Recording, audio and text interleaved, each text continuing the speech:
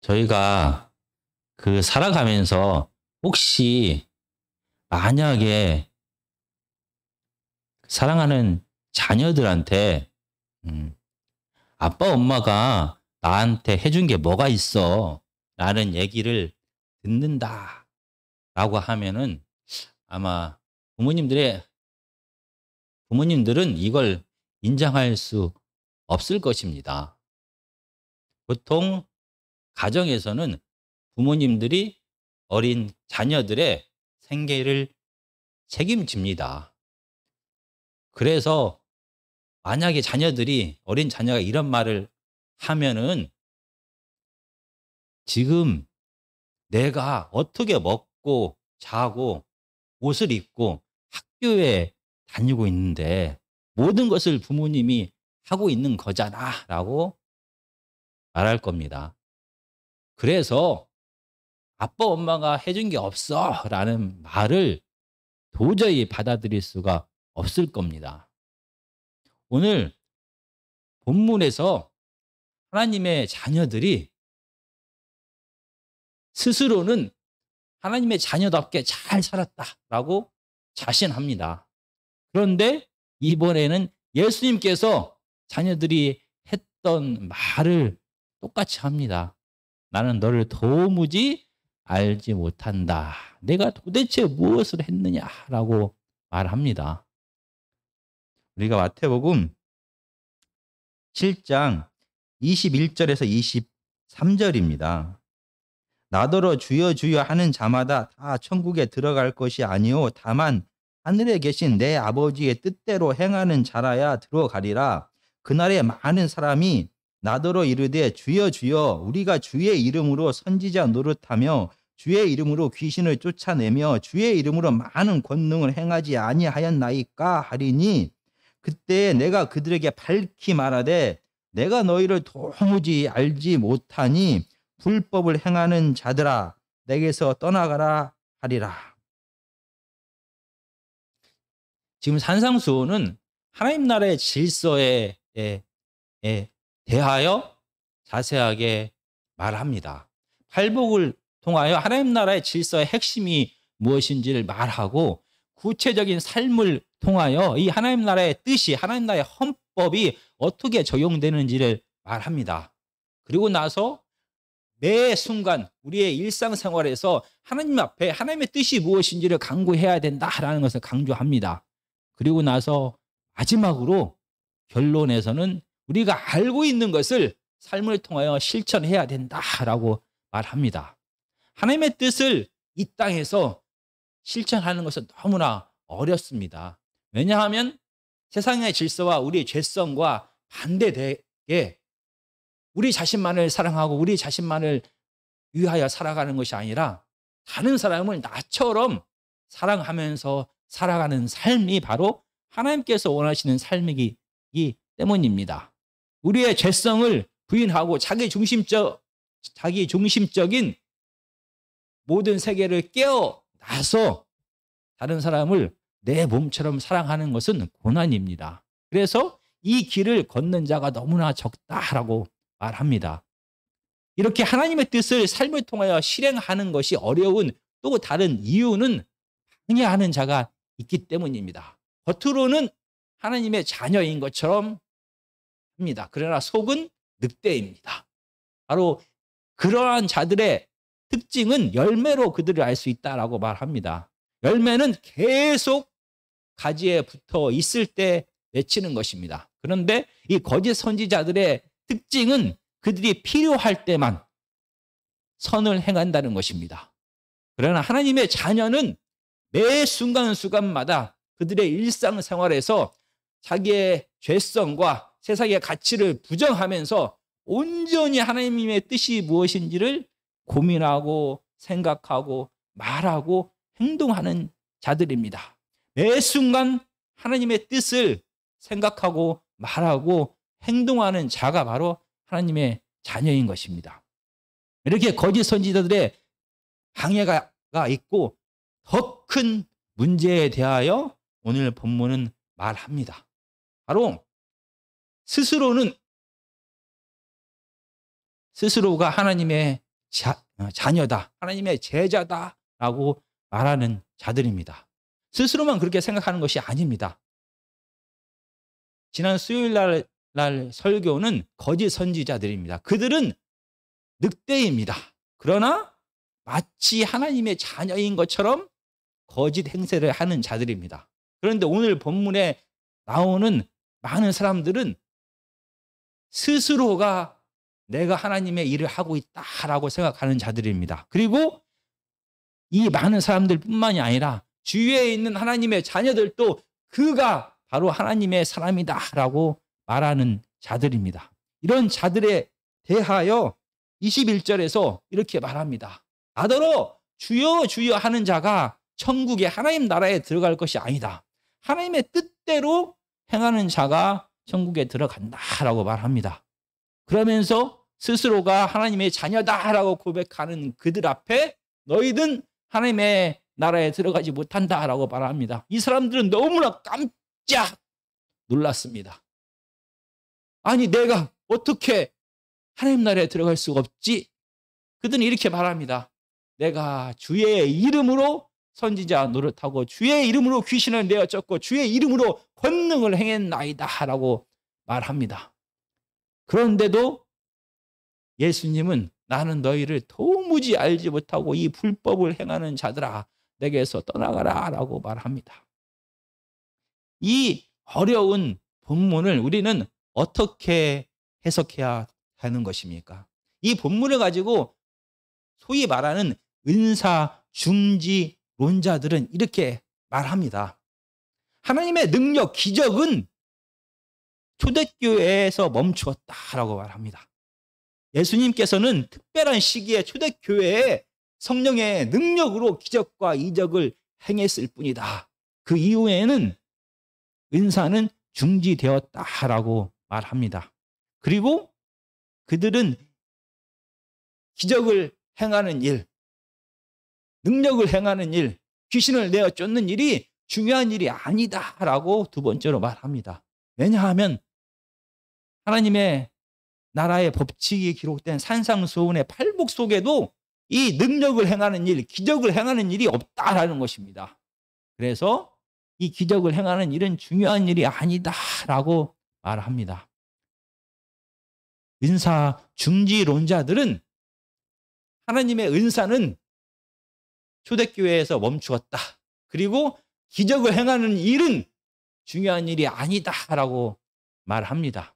그러면서 오늘 본문을 사용하면서 그렇게 주장하는 것입니다. 정말 저희는 이 은사 중지론자들의 이 물음에 대하여 답을 해가면서 오늘 21절에서 23절까지의 뜻이 무엇인지를 살펴보겠습니다. 은사 중지론자들의 생각과 다르게 하나님의 기적의 역사는 예수 그리스도 이후로도 계속 되고 있습니다. 특별히 선교지에서는 하나님의 복음이 심겨지고 그 하나님 나라가 시작될 때 하나님의 기적이 하나님의 나라가 뿌리 깊이 박힐 수 있도록 큰 역할을 합니다. 그런데 이 선교지에서만 이런 기적이 나타나는 것이 아닙니다.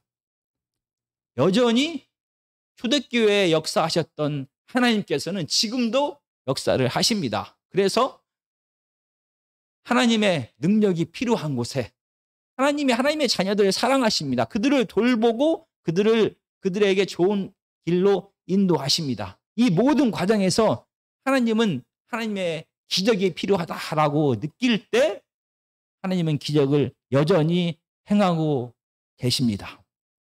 은사 중지론자들의 생각과 다르게 여전히 지금도 하나님의 기적의 역사는 우리의 삶 속에서 벌어지고 있는 것입니다.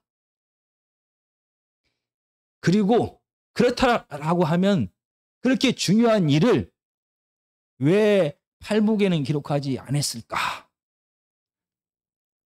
은사 중지론자들의 생각처럼 기적을 행하는 일, 귀신을 내어 쫓고 병든 자를 고치는 일이 중요한 일이 아닙니까? 아닙니다. 정말로 중요한 일입니다. 우리가 마태복음 4장 17절과 23절과 24절의 말씀을 보시겠습니다. 마태복음 4장 17절은 이렇게 말합니다. 예수께서 비로소 전파하여 이르시되 회개하라 천국이 가까이 왔느니라 하시더라. 예수님은 하나님 나라를 선포하십니다. 그리고 나서 하신 일이 23절과 24절입니다. 예수께서 온 갈릴리에 두루 다니사 그들의 회당에서 가르치시며 천국 복음을 전파하시며 백성 중에 모든 병과 모든 약한 것을 고치시니 그의 소문이 온 수리아에 퍼진지라. 사람들이 모든 앓는 자 곧 각종 병에 걸려서 고통당하는 자, 귀신 들린 자, 간질하는 자, 중풍병자들을 데려오니 그들을 고치시더라. 하나님 나라가 선포되었다라고 말씀하시고 예수님께서 하신 일이 바로 오늘 본문에서 말하는 그러한 일입니다. 주의 이름으로 선지자 노릇했다라는 말을 예수님의 이름으로 예언을 했다라고 해석할 수도 있습니다. 그리고 선지자 노릇하다라는 뜻은 하나님의 말씀을 전하다라는 그런 뜻을 갖고 있습니다. 그래서 그런 신유적인 예언뿐만이 아니라 하나님의 말씀을 전하고 가르치고 선포하는 그 일이 바로 선지자 노릇하는 것입니다.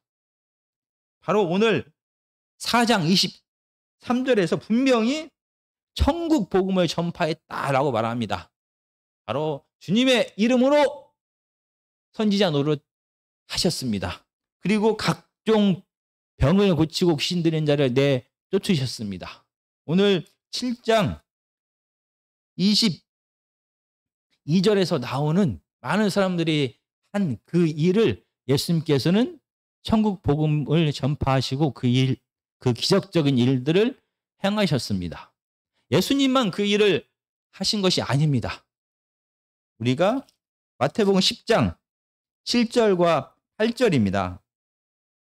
가면서 전파하여 말하되 천국이 가까이 왔다 하고 병든 자를 고치며 죽은 자를 살리며 나병 환자를 깨끗하게 하며 귀신을 쫓아내며 너희가 거저 받았으니 거저 주라. 바로 이 중요한 사역을 예수님만 하신 것이 아니라 예수님의 제자들에게 가서 복음을 전파하라. 선지자 노릇하라라고 말합니다. 그리고 병든 자를 고치고 그리고 귀신 들린 자를 내어 쫓으라라고 말씀하십니다. 이 복음을 전파하고 기적을 행하는 일이 중요한 일이 아닌 것이 아니라 정말로 중요한 일입니다. 그래서 예수님도 이 중요한 일을 행하셨습니다. 그리고 예수님의 제자들에게도 가서 복음을 전하고 기적을 행하라라고 말씀하셨습니다. 그러면 왜 이 중요한 일을 산상수훈의 팔복 속에 예수님께서는 포함시키지 않았을까요? 이 산상수훈은 하나님의 뜻을, 하나님 나라가 시작되었고 하나님의 뜻이 무엇인지, 하나님의 헌법이 무엇인지, 하나님의 통치 원리가 무엇인지를 선포한 것입니다. 하나님의 뜻은 쉽게 말하면 이 죽음이 가득한 온 세상에 하나님의 생명을 맛보게 하는 것입니다. 그리고 어떻게? 바로 하나님의 자녀들이 온 세상에 하나님의 마음으로 이웃을 내 몸처럼 사랑하는 사랑의 마음을 가지고 생명을 나눔을 통하여서 그 일을 감당하게 하셨습니다. 이 산상수훈은 하나님의 뜻, 생명을 사랑을 통하여 나누어라 라고 말씀하신 것입니다. 이런 대원칙 아래서 하나님의 자녀들은 이 땅에 살아갑니다. 무엇을 하면서 살아가야 하는 것입니까? 당연합니다. 하나님의 자녀이기 때문에 하나님의 천국 복음을 전파하는 것입니다. 너무나 당연한 일입니다. 하나님의 천국 복음이 온 세상에 선포되었습니다. 하나님의 임재와 통치가 그곳에 임합니다.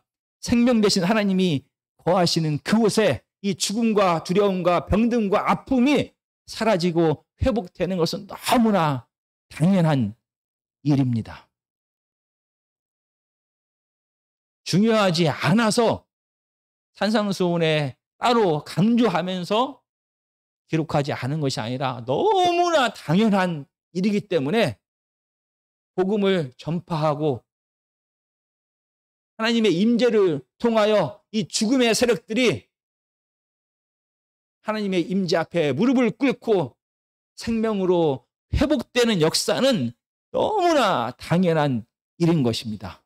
그래서 굳이 따로 말할 필요가 없습니다. 마치 부모가 해야 될 일은 너무나 당연합니다. 어린 자녀들을 보호하고 양육하는 것입니다. 그 일을 했다고 해서 그가 모든 것을 다 한 것이 아닙니다. 그 일은 기본입니다. 너무나 당연한 일입니다. 하나님의 자녀이면 하나님 나라를 선포하고 그 선포된 하나님의 나라를 통하여 하나님의 임재와 통치가 임하면 이 죽음의 세력이 물러가는 것이 너무나 당연한 일인 것입니다. 그래서 특별히 그렇게 말할 필요가 없었습니다.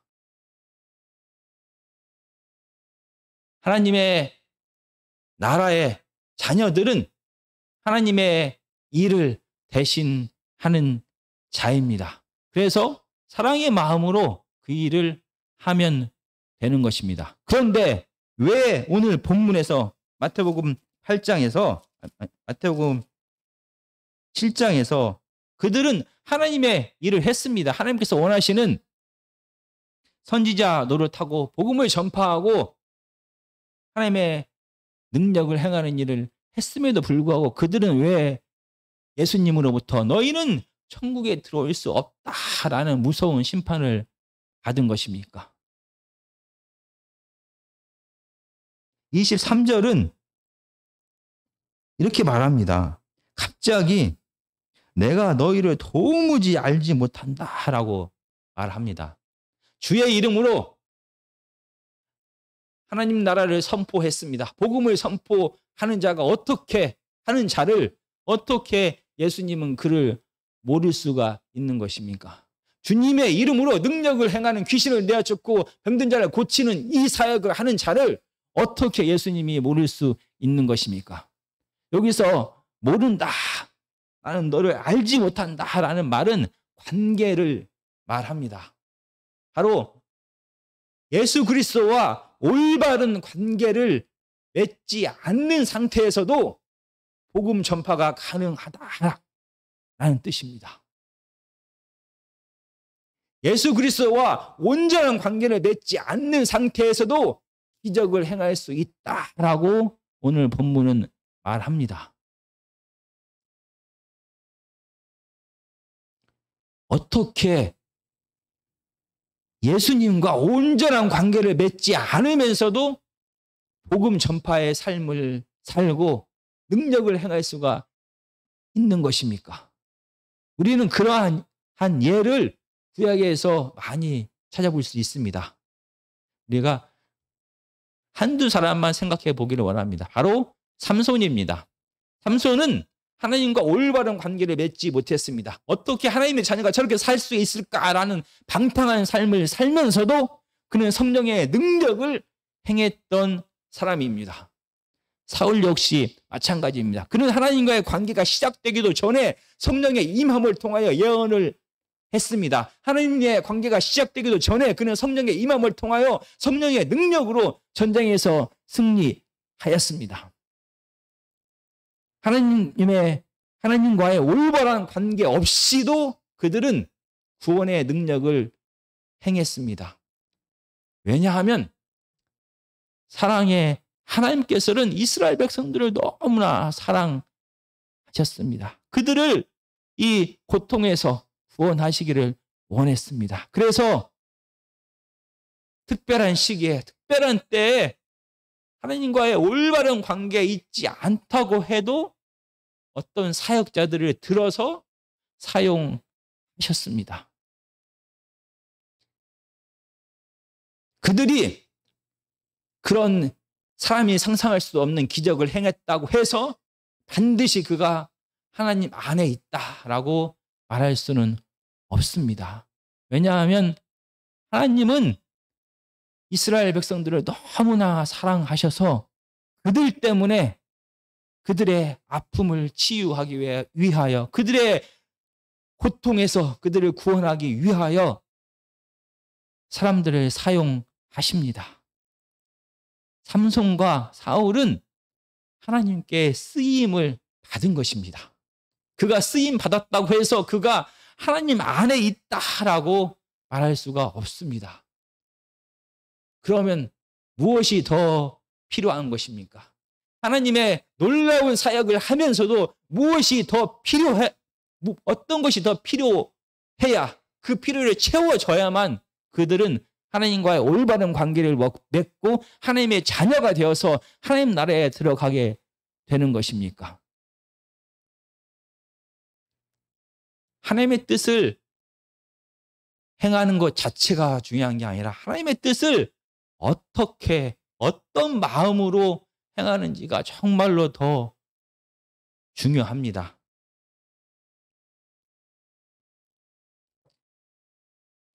마태복음 7장 23절은 내가 너희를 도무지 알지 못한다라고 말하면서 이 능력을 행하는 자, 복음 전파의 사역을 하는 제자들에게 불법을 행하는 자들이다라고 말합니다. 이 불법이라는 것은 하나님의 뜻대로 행하지 않는 자입니다. 성경을 통하여, 마태복음을 통하여 계속 반복되는 하나님의 뜻은 사랑입니다. 사랑. 쉽게 말하면 사랑입니다. 그러면 바로 이 많은 사람들은 하나님의 사역을 하면서 사랑 없이 그 일들을 행했다는 것입니다.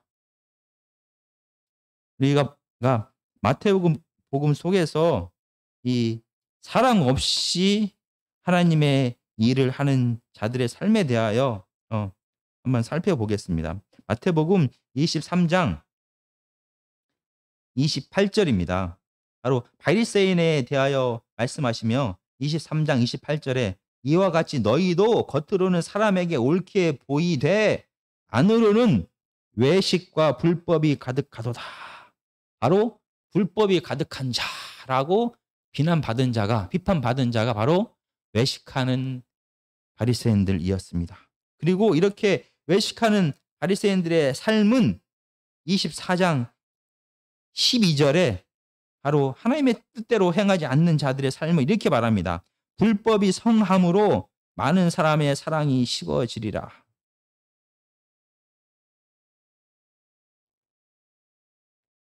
하나님의 사역을 감당을 할 수 있습니다.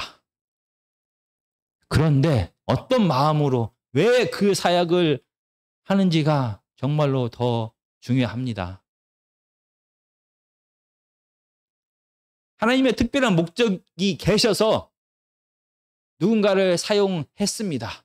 그를 통하여 기적과 능력과 말씀 선포가 되었습니다.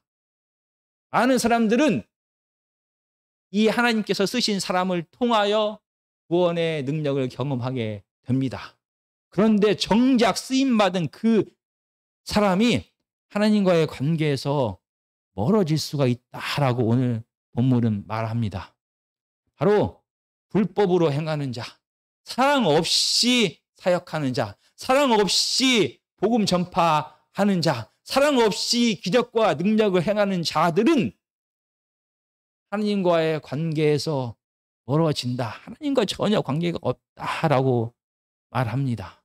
그리고 실질적으로 그러한 일이 가능하다라고 성경은 말합니다. 하나님의 일을 하는 것 정말로 중요합니다. 그러나 복음 전파하고 있다는 그 사실 자체가, 능력을 행하고 있다는 그 사실 자체가 하나님과 올바른 관계에 있다라는 것을 바로 증명하는 것은 아니다라고 오늘 본문은 말합니다. 바로 하나님의 자녀는 하나님의 일을 하는 자가 하나님의 자녀입니다. 하나님의 나라의 복음을 전파하는 자가 하나님의 자녀입니다. 이 복음이 전파되어서 하나님의 임재와 통치를 통하여 이 어둠이 가득한, 죽음이 가득한, 병듦이 가득한 그곳에 생명이 넘치는 곳으로 변화되는 것은 가능합니다. 사랑 없이도 기적이 일어날 수가 있습니다. 그러나 하나님의 자녀는 이 모든 일을 사랑으로 하는 자다라고 말하는 것입니다. 정말 하나님의 일을 하는 것, 복음을 전파하는 것, 능력을 행하는 것이 중요한 것이 아니다라고 생각하는 사람들에게 예수 그리스도는 그 일이 너무나 중요하다라고 말합니다. 그런데 그 일을 담당하면서 내가 그 일을 하고 있다는 그 사실 자체가, 내가 하고 있는 사역 자체가 내가 하나님 앞에 있다라는 뜻은 아니다라고 우리에게 경고합니다. 하나님은 그 사역을 담당하는 하나님의 자녀들이 하나님 안에 거하기를 원합니다.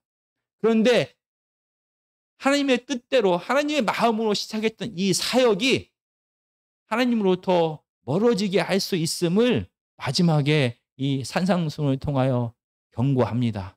왜냐하면 하나님의 복음 전파하는 일, 능력을 행하는 일은 정말로 귀한 사역입니다. 이 사역을 통하여 하나님의 공동체가 뿌리를 내리고 하나님의 복음이 전파되고 하나님의 연약한 자들이 생명을 얻는 것으로 회복되기 때문입니다. 그런데 문제가 하나 발생합니다.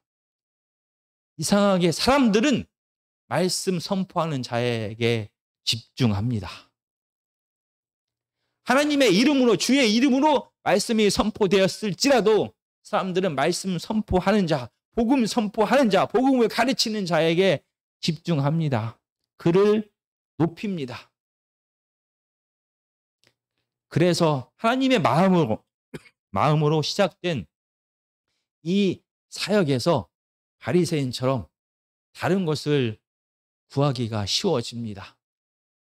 하나님만을 높이는 것이 아니라 내 이름을 높이고 싶은 사람의 죄성이 이 귀한 사역을 통하여 발생할 위험이 있다라는 것입니다. 그리고 특별히 이 능력 행하는 일, 귀신을 내어쫓고 병든 자를 고치는 일은 많은 사람으로 하여금 더 큰 관심을 갖고 그 사역자를 주목하게 됩니다. 마치 그가 하나님인 것처럼 대합니다. 그래서 이 기적, 능력을 행하는 이유가 사랑이 아닐 수도 있게 된다는 것입니다. 이 마태복음은 예수 그리스도께서 너무나 많은 기적들을 행하셨습니다. 그 기적을 행하신 이유에 대해서 저희가 특별히 한 사건만 보시겠습니다. 마태복음 14장 14절입니다. 예수께서 나오사 큰 무리를 보시고 불쌍히 여기사 그 중에 있는 병자를 고쳐주시니. 예수 그리스도께서 기적을 행하신 이유는 불쌍히 여기사입니다. 이 고난 중에 있는 자들을, 병든 중에 있는 자들을, 귀신에 얽매인 자들을 정말로 불쌍히 생각하셨습니다. 그리고 바로 그 다음에 나타나는 사건이 오병이어의 사건입니다. 마찬가지입니다. 그들이 며칠 동안 이 기적의 현장 속에서 예수님의 말씀을 듣고 예수님과 함께하면서 배가 고팠습니다. 그리고 그 전에 바로 침례 요한이 죽었다라는 그 소식을 듣고 정말 이스라엘 백성들은 너무나 힘이 들었습니다. 그들을 불쌍히 여기사 그들의 배고픔을 회복시켜 주기를 원했습니다. 바로 예수 그리스도께서 기적을 행하신 이유는 사랑이었습니다. 마찬가지로 하나님의 자녀들은 이 땅에서 하나님의 이름으로 기적을 행하게 됩니다. 그 이유가 반드시 처음 마음처럼 사랑이어야만 하는 것입니다. 그리고 기적을 행한 다음에도 우리가 마태복음 7장에서 심지어 그들조차 이렇게 말합니다. 주의 이름으로 능력을 행했다라는 것입니다. 내 힘과 내 지혜와 내 능력으로 기적이 행해지는 것이 아니라 예수 그리스도의 능력으로, 예수 그리스도의 힘으로 이 기적의 역사가 일어나는 것입니다. 그래서 우리는 그냥 쓰임을 받는 무익한 종입니다 라는 그런 자세가 필요한 것입니다. 그런데 이 말씀 선포하는 자, 능력을 행하는 자에게 많은 사람들은 주목합니다. 그 결과 그로 하여금 그가 그 일을 하고 있다. 그리고 그가 그 일을 하는 이유가 불쌍히 여기는 사랑의 마음이 아니라 다른 마음으로도 그 일이 가능하다. 그래서 그로 하여금 그는 놀라운 사역을 했지만 그가 하나님으로부터 멀어질 수 있음을 경고하고 있습니다. 정말 이 땅을 저희가 살아가면서 우리 하면교회도 하나님의 말씀이 주의 뜻대로 매 순간순간 선포되기를 간절히 원합니다. 그리고 우리는 세상에 나가서도 하나님의 나라를 우리의 말과 삶을 통하여 계속 선포하는 사역을 해야만 됩니다. 그러나 다른 이유로 그 일들을 행하는 것이 아니라 사랑의 마음으로, 사랑의 태도로 그 일들을 행해야만 되는 것입니다.